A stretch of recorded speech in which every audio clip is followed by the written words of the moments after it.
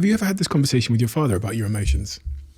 About dealing with emotions, suppressing emotions, whatever? Because I don't know, I struggle to believe that you're not emotional. As you've seen, you does come out in you, but it just seems like you've learned how to suppress and not express those emotions.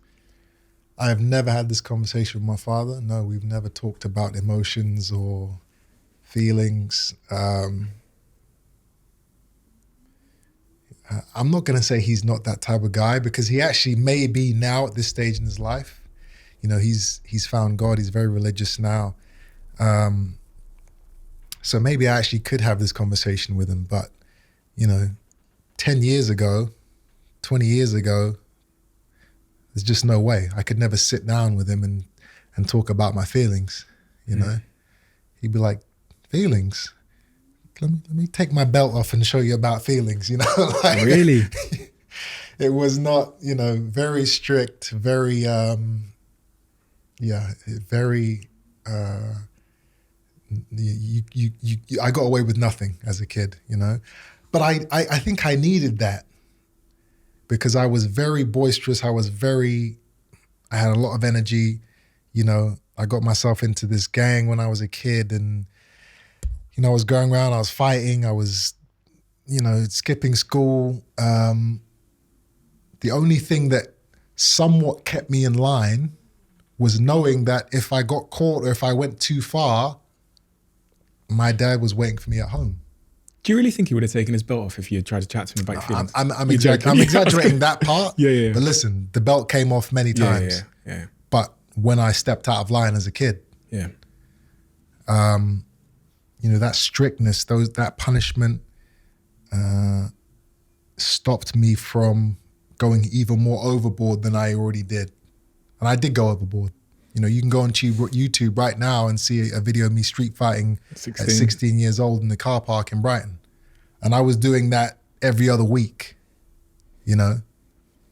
So imagine what I would have been doing if I could just have free reign, if I had nothing stopping me from doing anything. It would, you know, I'd be in jail, 100%. You know, we're Jamaicans. We're built differently, you know. There's just something in our DNA which, you know, we have this thing where we like to cause trouble, man. I don't know why. My father was the same. You know, he got into all types of trouble as a kid, you know, stealing and getting arrested and fighting. You know, that's just, I don't know. We come from a bloodline of ruffians. You know, it's just how we are. I'm a lot more refined now as an adult. You know, I look back at some of the things I was doing, and I'm just like, what was I thinking? I remember I went to college for maybe a month or two before I ended up moving to America.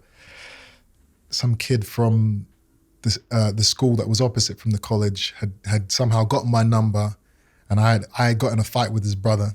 And these are these two really big kids. And he called me at like 2 a.m., woke me up. He's like, yo, who do you think you are? I'm gonna fuck you. I'm gonna do this. I'm gonna eat you. I'm gonna do all this stuff to you. You know, wait till I find you, watch. Hung up the phone.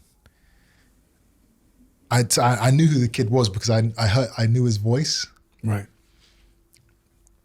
The next day, I went into school with a baseball bat in my gym bag.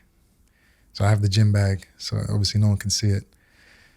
Lunch bell rang, picked up my bag, started walking across to the other school to find this kid. And when I say find him, I mean like I was walking in and out of classes. I was opening the doors and seeing, you know, and the teacher was looking like, who are you? What are you doing? I'd be like, don't worry about it. So I was walking from classroom to classroom to classroom to classroom. On your own? On my own, yeah, to find this kid with the baseball bat in my bag. And, you know, I thank God, I thank the good Lord above that I didn't find him, that I didn't see him. Because, you know, I walk into a classroom or I see him on the football field, I'd take the baseball bat out and I hit him with it. Finished. You know, one, I could kill the kid. I'm in jail for the rest of my life. You know, I would have been banned from going to America. So my whole foundation, everything that I learned going over to the States as at 18 years old, having my first amateur fights, training with Floyd Mayweather and his father, that would have all been washed away. I would have never done it. So I would never have done anything in boxing, because that start was what built me up. You know, I just thank God that he wasn't there that day, because that could have changed the path of my life. You know, and I just look back at that like, what were you thinking? Like, how stupid could you be? But obviously, as a kid, you're not thinking about consequences are America. You know, you know, you're just upset that some kid called you up and called you an asshole and said he's going to mess you up the next time you see him. You're not thinking about traveling and getting bans and going to prison, and you're just thinking, oh, I want to be a big man and show everyone I'm hard.